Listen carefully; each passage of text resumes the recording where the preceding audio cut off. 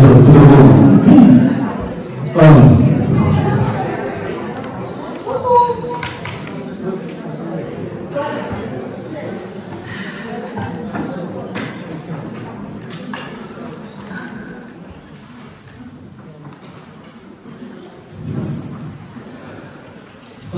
Лекция про полярности.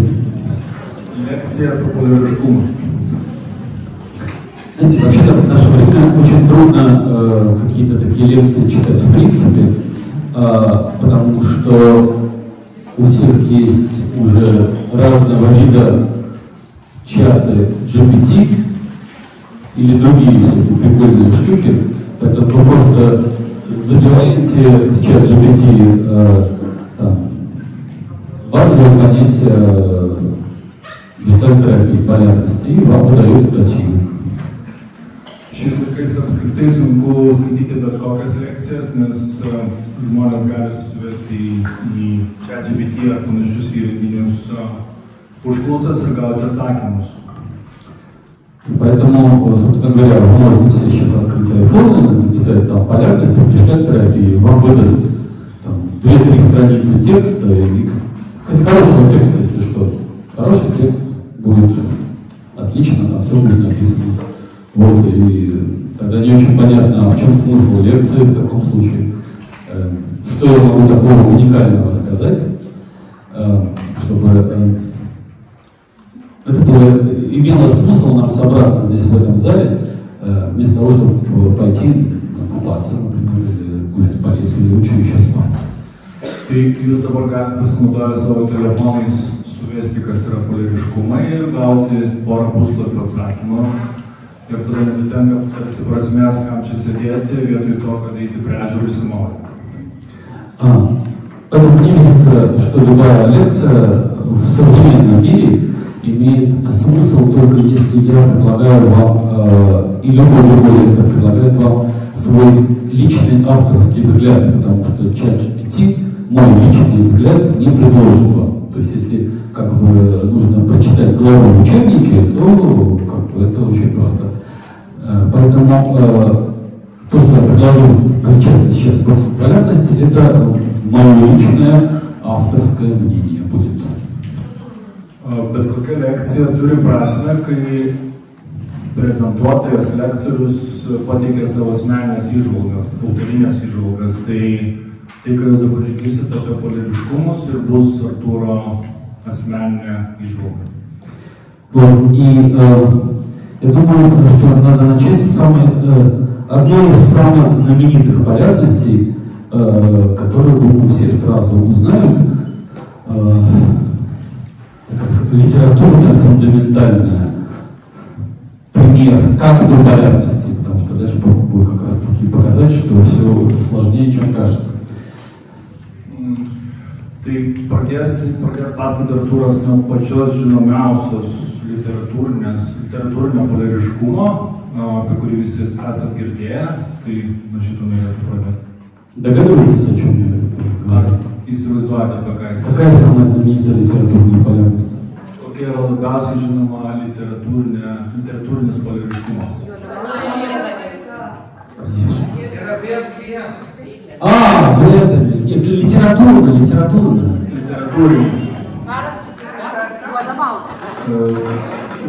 «Война и мир». Вариант, да, не подумал, да. Конечно, ну да, «Война и мир» тема, конечно. Хотя интересно, что вы, наверное, думаете, что воевать или жить в мире. Вообще-то, скорее всего, это не так. Потому что название «Война и мир» предполагает неполярности. У Толстого название произведения «Война и мир» — это «война и общество», потому что старое русское слово «мир» предполагало сообщество. То есть, если современное название этого произведения озвучить, то звучало бы так: «Война и общество». То есть не противопоставление, а сумма. Karas ir taika geras atsakymas, bet senasis pavadinimas karo ir taikos yra karas ir visuomenė. Tai yra ne prieš pastatomas vienas kitam poliariškumai, bet tai yra kaip suma šitų dviejų žodžių, tai karas ir visuomenė. Вот, поэтому там как бы полярность, видите, как хитро. Уже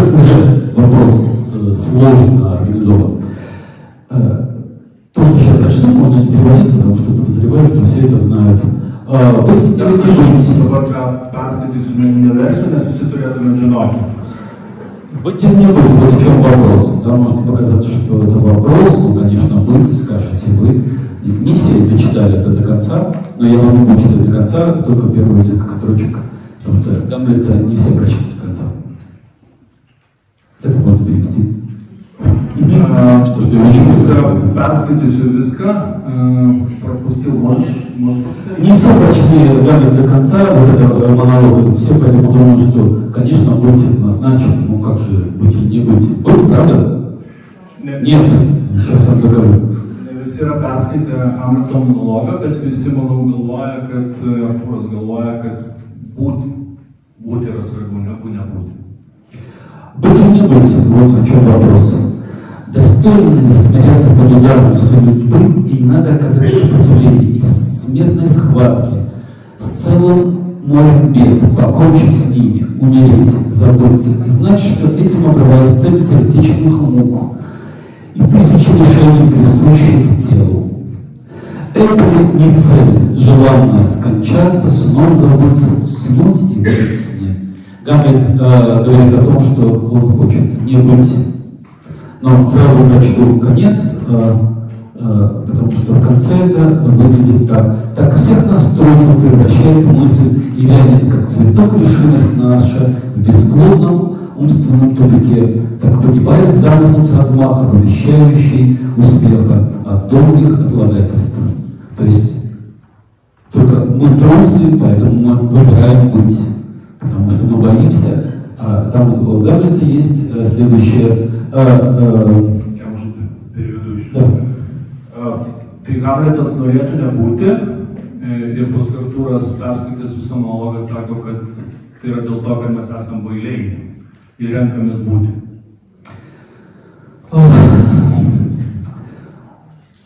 Болезнь страны, откуда никто не возвращался. И лучше со злом знакомым мириться, чем к незнакомому стремиться.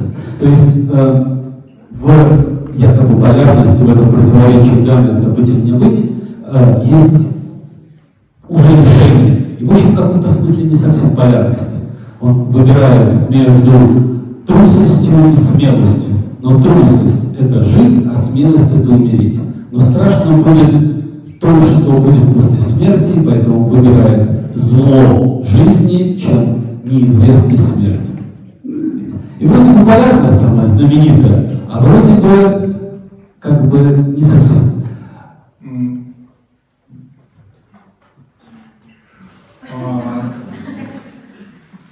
Гамлетас renkasi trūsas smėlas. И можете еще? Трусость, жить и смелость умереть. Hamletas renkasi tarp baimės mirti ir drąsos gyventi. Еще раз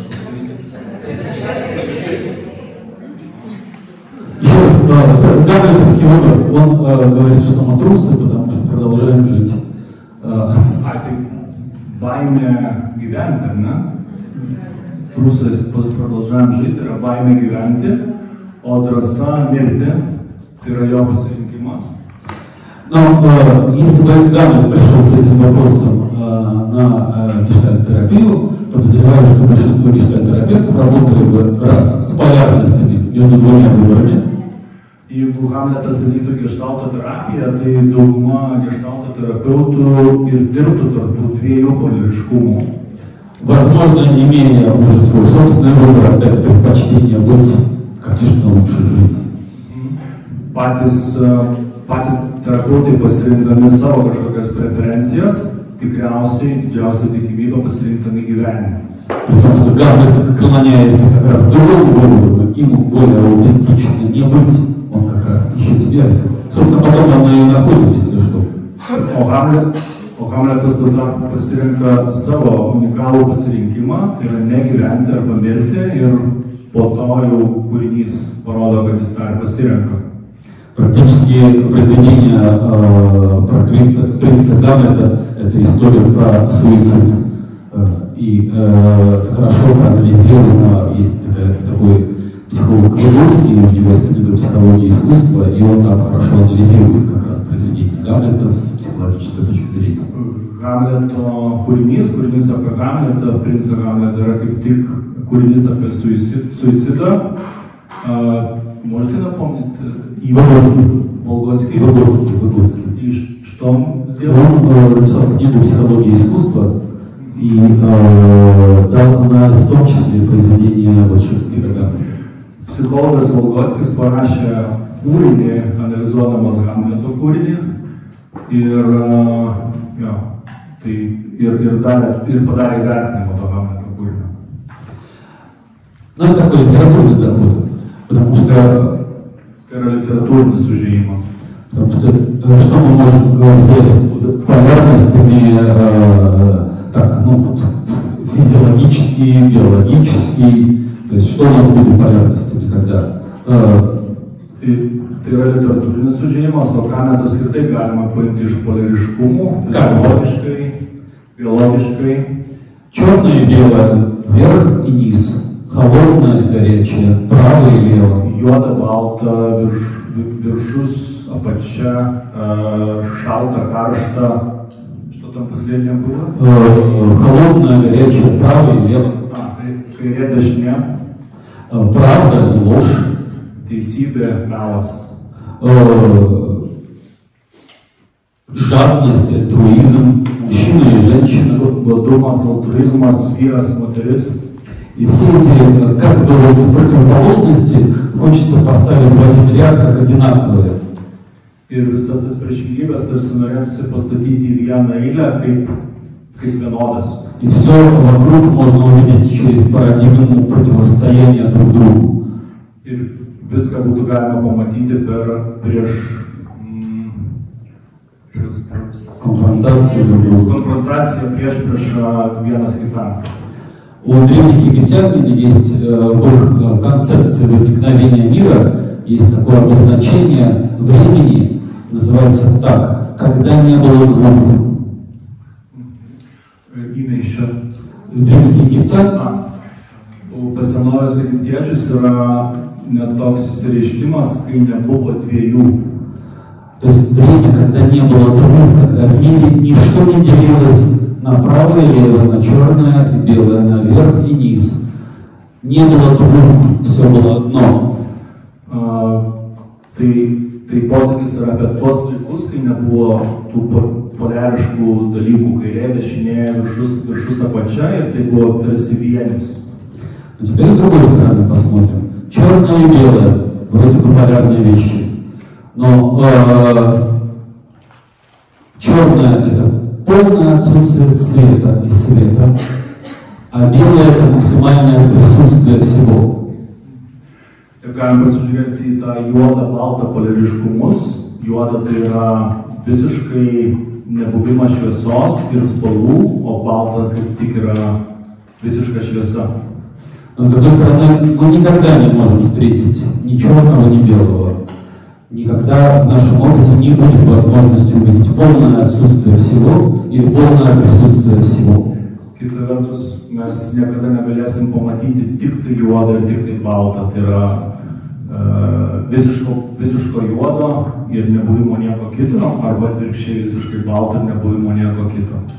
Такой же класс полярности правда и ложь. Tokio pat lygmens ar atitikmens poliariškumas yra melas ir teisybė. Правда – это честное, точное описание реальности, а ложь – это отсутствие точного описания реальности. Teisybė yra labai tikslus aprašymas realybės, o melas yra kaip tik nebuvimas to tikslaus aprašymo realybės. Но все взрослые люди, вряд ли вы можете где-то встретить полную правду или полную ложь. Всегда есть субъективные факторы интерпретации. Ir suaugę žmonės sako, kad niekada negali sutikti visiškai vien tik teisybės ar vien tik melo, nes tai yra pakankamai subjektyvus vertinimas šitų dviejų dalykų. Для меня этот чай холодный, а для кого-то он горячий. И это будет где правда, а где ложь. Man šita arbata yra šalta, kažkam tai yra galbūt karšta ir tada sunku jau įvardinti, kur yra teisybė ir kur yra melas. Конечно, если я ходил налево и сказал, что я не ходил налево, то я как бы солгал. Aišku, jeigu aš ėjau į kairę ir iš tikrųjų aš ėjau į kairę, tai aš sumelavau. Но с другой стороны, я всегда скажу, это не то, что ты думаешь, это не так, как ты поняла, это другое. Знаменито, да? Iš kitos pusės aš galiu pasakyti, kad tai visai ne tai, ką tu galvoji ir tu ne taip tai supratai. И у меня другая правда. Elena, kaip čia, klasika. И все, и как бы уже полярности нету. Pas mane yra kita teisybė, pas Artūrą šiuo atveju yra kita teisybė. Теперь еще один ракурс. В теории гештальт-терапии мы говорим о том, что иерархически каждый момент времени актуальна только одна фигура. При том, что есть потенциал многих потребностей, но в нашем восприятии присутствует только одна фигура. Geštalto hierarchijai tikriausiai yra tik tai viena figūra, nors poreikių yra gerokai daugiau. Если я хочу писать и пить, я должен выстроить их в иерархической последовательности. Jeigu aš noriu į tualetą ir noriu gerti, aš turiu jos hierarchiškai pagal savo poreikius išsidėlioti. Наверное, вначале пописываю, потом попью. Tikriausiai pradžioje nueisiu į tualetą, paskui atsigersiu. Хотя, наверное, могут быть варианты какие-то.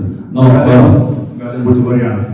Можно одновременно и писать, и пить, но мое восприятие будет только в одном из двух процессов.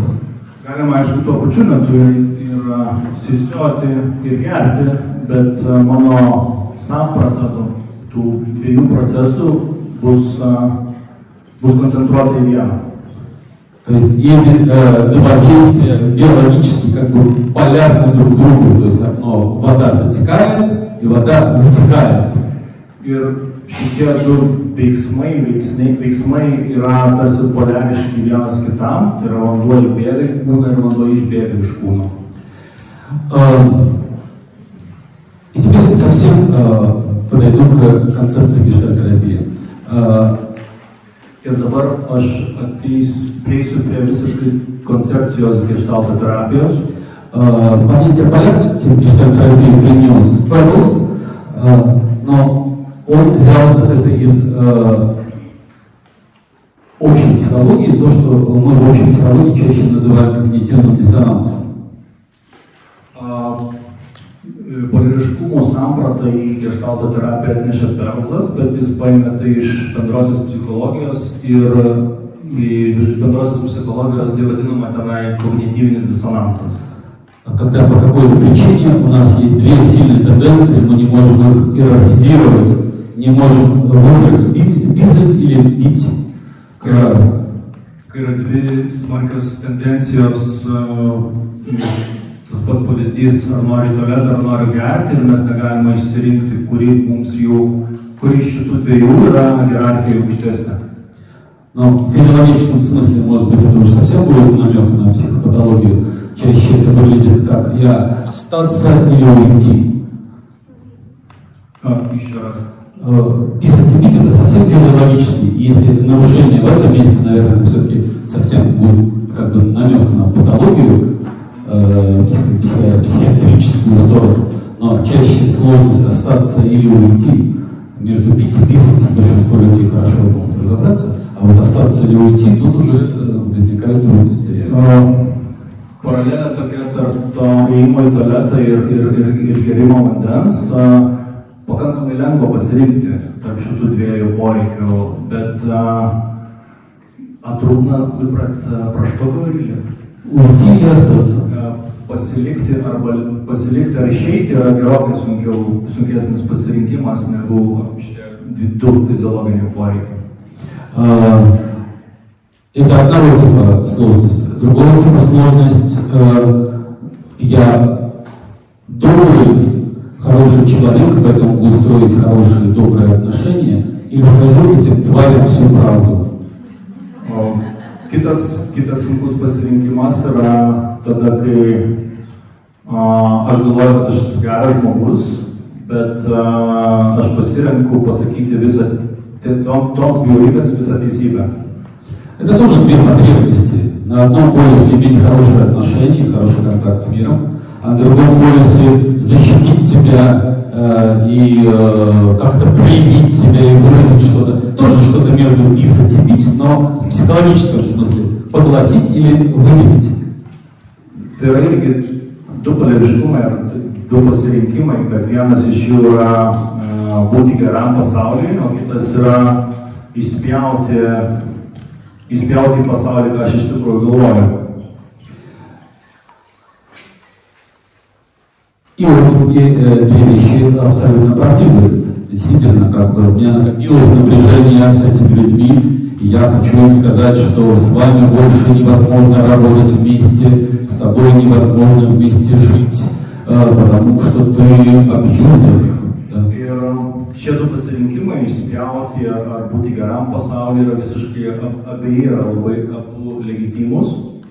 Nes aš noriu spjauti, jeigu man aplinka nepatinka, man nepatinka mane supantys žmonės. С другой стороны, как бы эти люди не желают мне зла, они просто такие, какие они есть. И то, куда я уйду, будет, возможно, то же самое. А если мне Бог дал такого мужа или такую жену, то это мой путь, там, не знаю, чего-нибудь личностного роста. Iš kitos pusės, jeigu aš išeisiu, tie žmonės liks tokie patys. O kita vertus, kad jeigu man Dievas davė tokį vyrą ar tokią žmoną, galbūt aš turiu likti toje situacijoje, kurioje esu. Сложность в том, в данном месте, что мы имеем два типа полярности. Один тип, как две потребности, которые вступают в конфликт, и я не могу справиться с выбором приоритетов, и моя эго-функция не справляется, моя эго-функция не справляется с этим выбором. Yra pirmoji situacija, kai mano ego funkcija negali išsirinkti tarp dviejų poliariškumų. И этот взгляд Перлза, в частности, и такого знаменитого еще гештальтерапевта Болстера. Ir tai yra požiūris Perlso ir Bolsterio, dviejų geštalto psichoterapeutų. Но есть другой взгляд у Жана Левина, у которого есть такой тезис, что одна из полярностей, цитирую, просто одна из полярностей — это интроект. Bet yra kita nuomonė, Romeno, kad viena iš poliarностей. Vienas iš poliariškumų yra introjektas. И когда выглядит это иначе, что одна из полярностей является характеристика моей витальности, мое что-то глубинное, естественное, натуральное, настоящее, что стремится быть проявленным, а второе есть что-то искусственное, неосмысленное и принесенное извне. Ir tada yra toks požiūris, kad vienas iš poliariškumų yra mano, yra vitališkas, organinis, man tinkamas, o kitas yra visiškai dirbtinis ir ne mano. Это может показаться и просто, и не просто. Ну, например, возьмем семейную историю, даже, ладно, останемся в истории, проявить свою доброту к людям, устроить контакт, или проявить свою злость и выразить себя. И то, и другое может быть и интроектом, и естественным стремлением. Poliariškumas laikyti pas save viduje aplinkai ir neišreikšti kažkokių tai emocijų arba išreikšti gali būti еще раз, Артур, слишком. Каждая из полярностей, добрый и злой, может быть и естественное состояние, и интроицированной идеей. Kiekvienas iš poliariškumų gali būti ir natūralus siekis, su to poliariškumu gyventi, bet tai gali būti ir introjektas, kurį mes gauname gyvenant. И, как ни странно, обе могут быть интроицированными идеями, и обе могут быть естественным состоянием. Ir lygiai taip pat abu poliariškumai gali būti ir introjektuoti mums, gali būti visiškai natūralūs.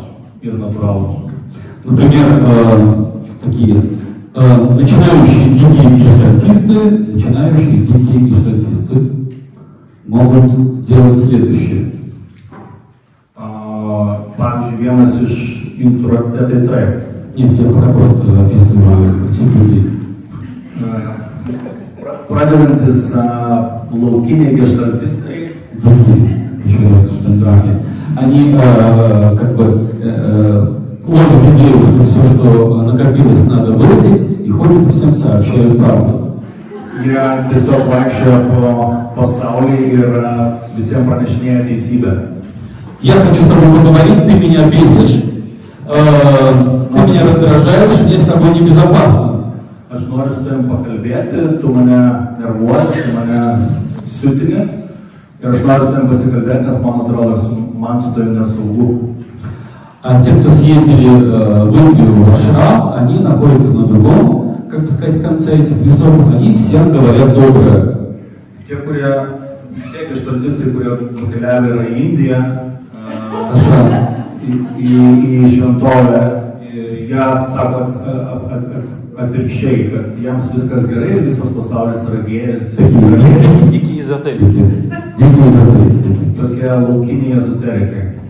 Я тебя люблю, все понимаю. Я понимаю то раздражение, которое с тобой. Я тебя принимаю таким, какой ты есть. Я могу с этим смириться. Я понимаю твою боль. Aš tave suprantu, aš tave myliu, aš tave atjaučiu, aš suprantu tavo skausmą. Mes esam vienis. Ну, вы играете, как бы, вот один вариант есть дикого гештальтиста и дикого эзотерика. Tai jums ir pasirinkti galima tarp to laukinio geštaltisto arba to visiško ezoteriko. Один ходит, говорит всю правду, значит, такое лицо. Второй, значит, всех сильно любит. Хочется сбежать от того или другого. Vienas sako visiems teisybę, eina aplinkui ir sako teisybę, kitas visus myli. Ir Artūras sako, kad norėtųsi išvengti tiek vieno, tiek kito. Тогда работа с полярностями будет в значительной степени определяться тем, как мы работаем с интроектами. Мы будем осмысливать каждый полюс, и гештальт-терапевт, когда надо увидеть, что любая полярность как декларация, это еще не значит ничего, пока это не осознанно человеком, пока не осознанно клиентом. Это просто декларация. То есть Артур, покороче. Еще раз это длинное предложение. Когда работа с полярностями будет в значительной степени работа с интроектами. Darbas su poliariškumais yra didžiąja dalim darbo su introektais.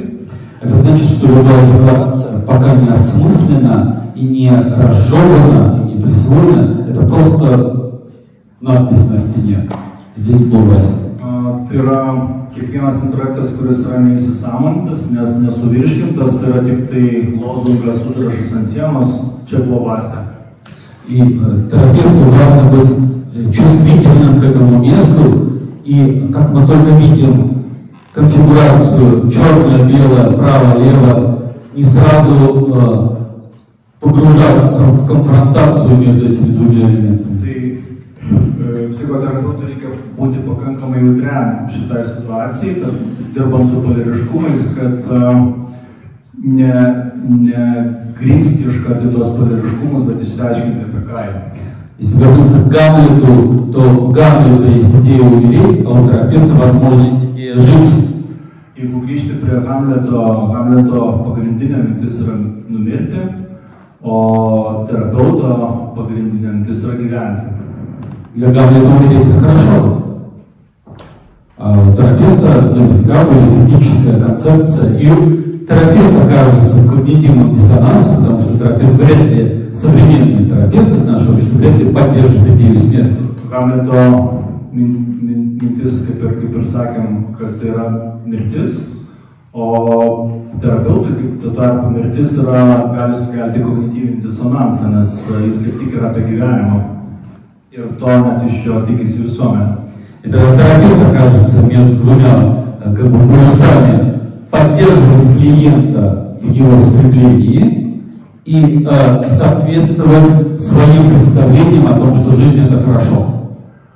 Tai ir terapeutas tokia atveju atsiranda tarp poliariškumo palaikyti klientą jo siekiuose ir tuo pačiu atitikti savo įsivaizdavimą, kas yra gerai ir kas yra blogai. Теперь другой взгляд на полярности, который предложил Полстер. Dabar dar noriu pateikti kitą požiūrį į polariškumą, kurį pristatė Полстерis. Да. И он рассматривает как полярности то, что является не до конца сформированной фигурой. Jo mintis yra tai, kad polariškumai yra ne iki galo susiformavusi figūra.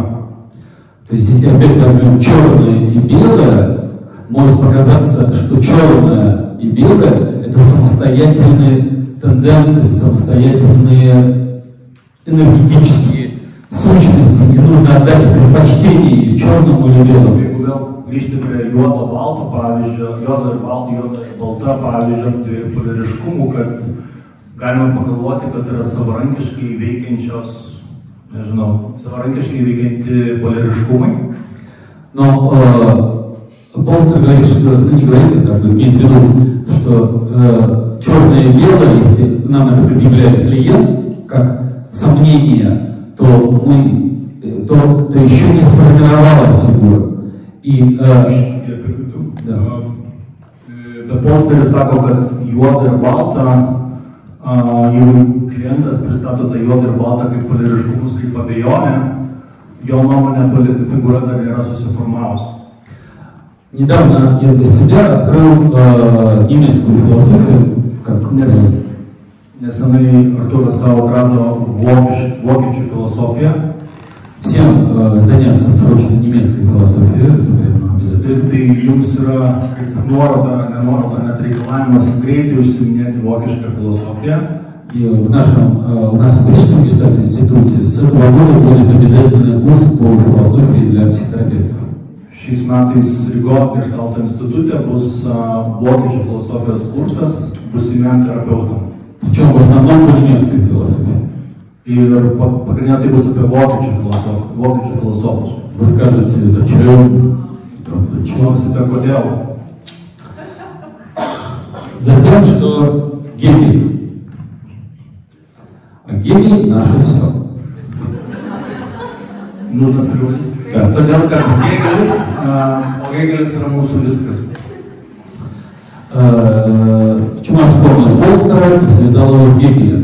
Полстер не Kodėl aš prisimenu Polsterį ir kodėl suvedžiau tai su Gegeliu, Полстер не упоминает Гегеля, хотя обидно, честно говоря, но явно им цитирует его. Polsteris savo kūriniuose nemini Gegelio, bet jį cituoja. Теперь я буду не про Полстера, а про Гегеля. Dabar aš jau kalbėsiu tik apie Gegelį. В диалектической философии Гегеля есть такая концепция. Какой? Диалектической. Точно, философию всем учить. Диалектической философии. Еще раз это. Диалектическая философия. Есть концепция, которая сейчас расскажу. Диалектная философия — это такая концепция. Тезис, антитезис, синтез. Теза, антитеза, синтеза. Что это значит? Немножко такой очень примитивная философская концепция. Ką tai reiškia, pakankamai primityvi šita yra filosofinė koncepcija. Как мы только что-то утверждаем, например, белое. Kai mes ką nors tvirtinam, pavyzdžiui, balta. Это тезис. Tai yra tezė. Сразу возникает антитезис. Черное. Ir iškart kyla antitezė, juoda. И эти два утверждения вступают друг с другом в конфликт. Ir šitie du tvirtinimai, šitie juoda ir balta, konfliktuoja vienas su kitu. Как мы только говорим, я хочу уйти, сразу тезис, уйти. Kai mes sakome, kad aš noriu išeiti, tai yra tezė. Сразу рождается антитезис остаться. Ir iš karto gimsta antitezė likti. Я утверждаю добро, тут же возникает антитезис зло. Aš tvirtinu gėris, tuoj pat atsiranda antitezė blogis.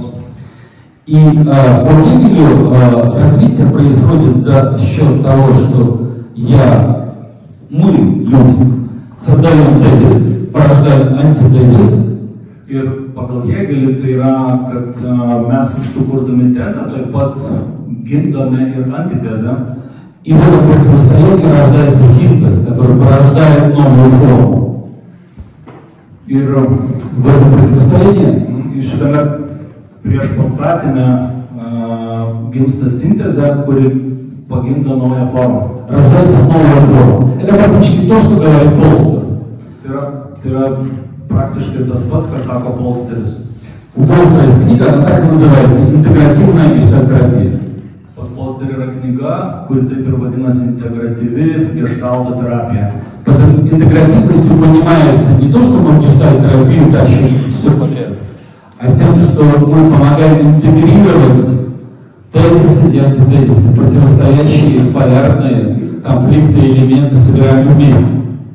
Integratyvumas šioje vietoje reiškia, kad mes surenkame polariškumus į vieną vietą. И тогда появляется фигура, появляется та самая целостность. Ir tada atsiranda ta figūra, vienis arba vienis.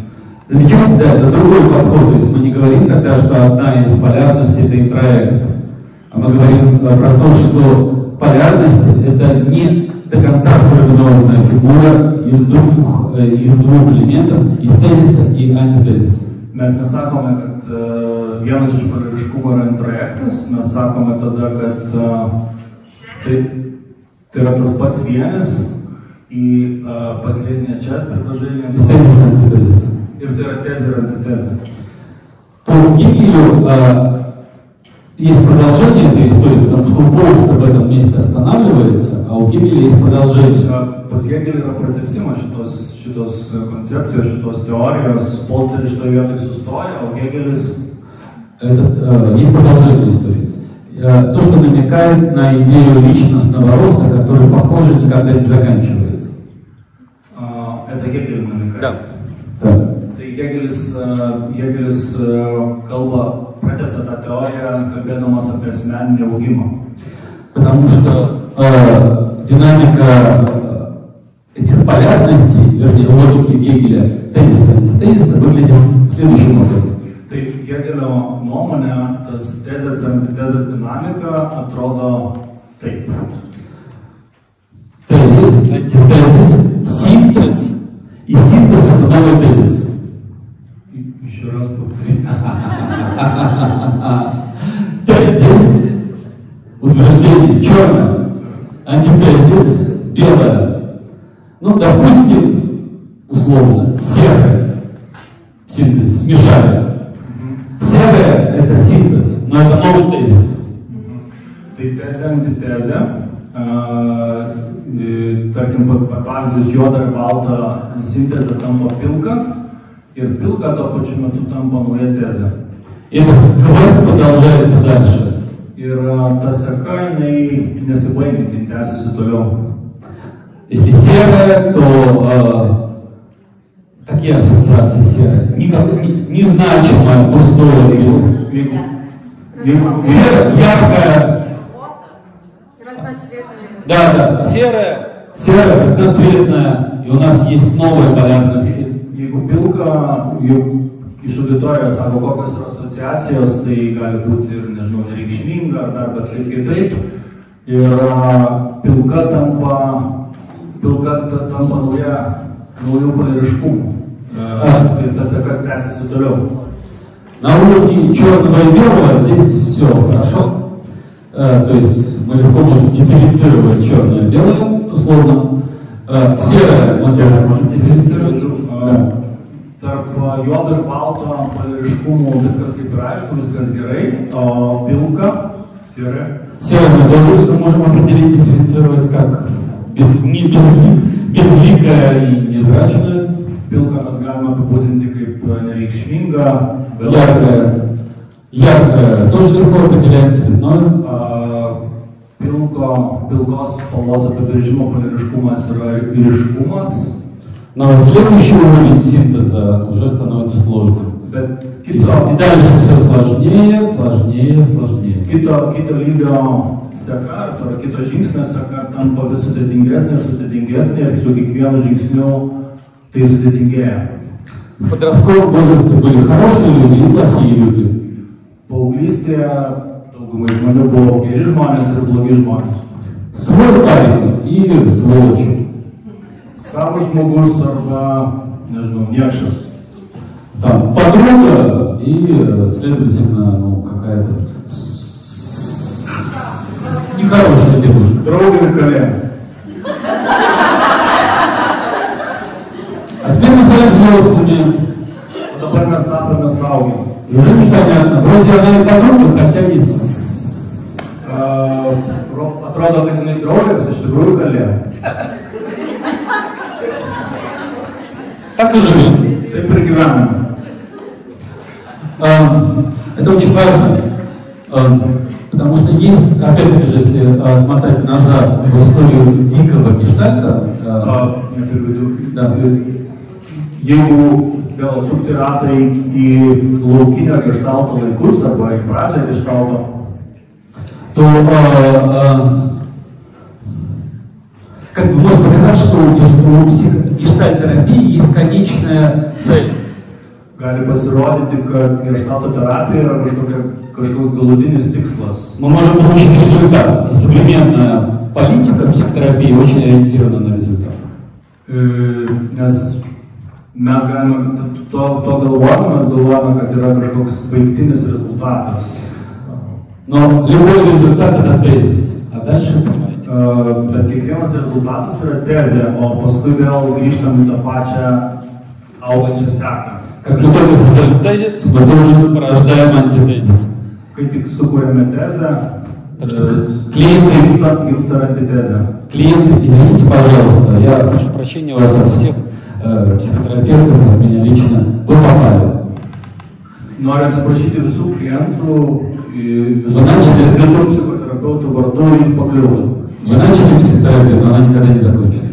Jūs pradėjote, Простите, как-то так получилось. Jūs pradėjote psichoterapiją, bet ji niekada nesibaigs. Atsiprašau. Кто еще не начал, еще есть время свалить. Kas dar nepradėjo psichoterapijos, yra geras momentas, jau sakyti fizinti. Pabėgti iš čia.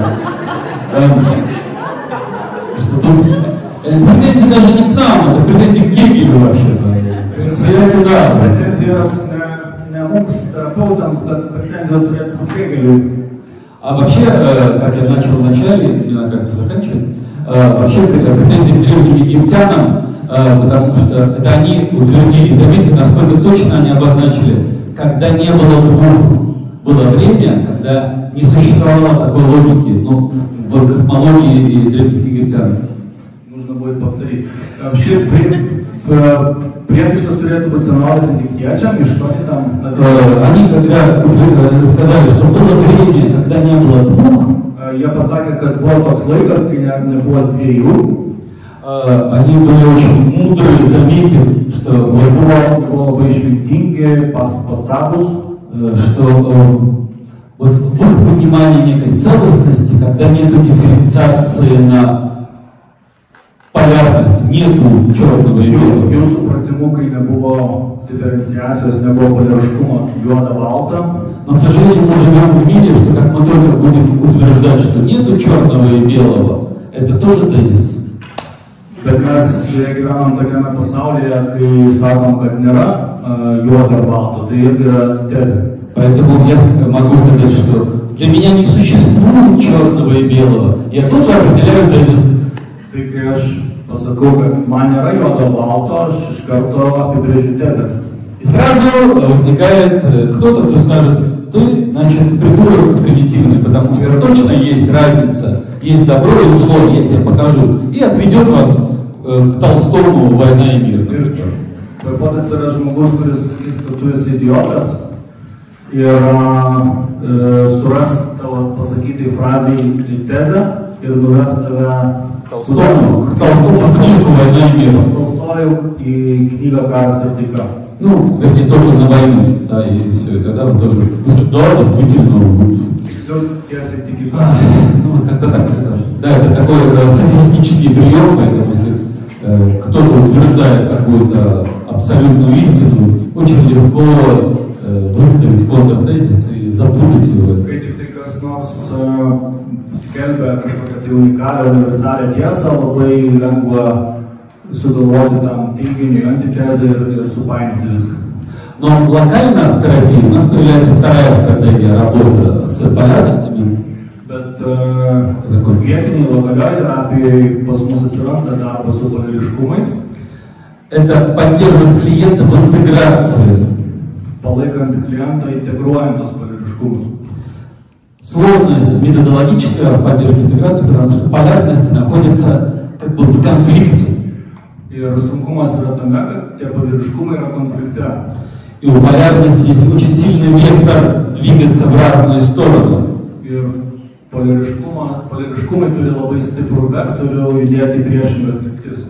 И может показаться, что они вообще не могут быть сочетаемы вместе никак. Ir gali pasirodyti, kad jie apskritai negali sugyventi kartu. Там условные геометрические полярности право и лево. Sąlyginiai poliariškumai kairė ir dešinė. Теперь снова Гегель в этом месте, потому что на Гегеле больше остановлюсь, чем на Равине. Vėl grįžti norėtų Artūras pas Hegelį. Очень важно. По большому счету и терапевт, и клиент для нас всегда загадка, что будет синтезом. Dideliam paveiksle tiek terapeutas, tiek jo klientas yra visą laiką mįslė, nes visą laiką neaišku, kas bus sintezė. Поэтому, когда есть право и лево, может показаться или направо, или налево. Но kai yra kairė ir dešinė, gali pasirodyti, kad labiau linkstam į vieną poliariškumą arba į kitą poliariškumą. В психологической реальности нет несочетаемых вещей. Ir psichologinėje realybėje nėra nesuderinamų dalykų.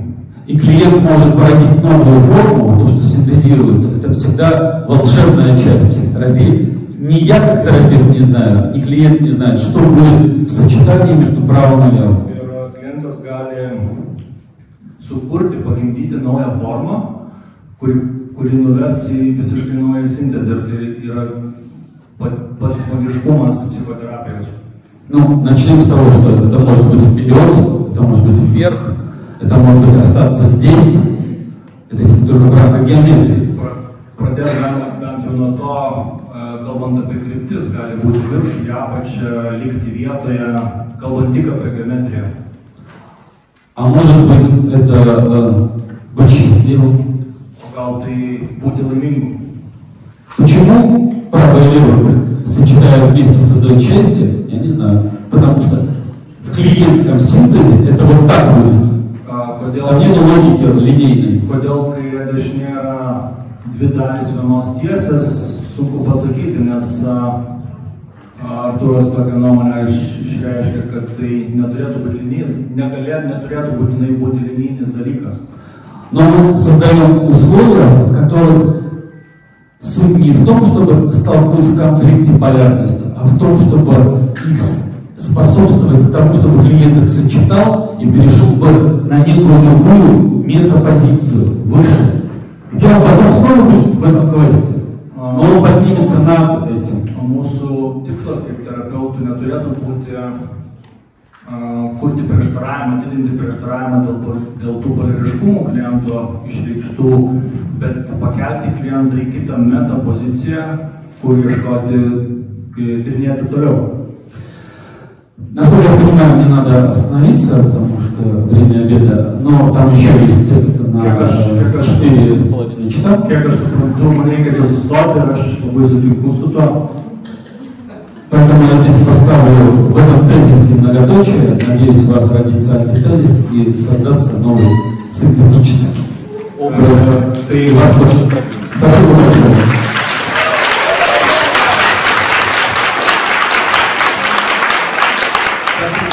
Paskutinis sakinys, dėl to šitoj tezėje aš palieku jums sukurti antitezę ir kurti sintezę. Ačiū.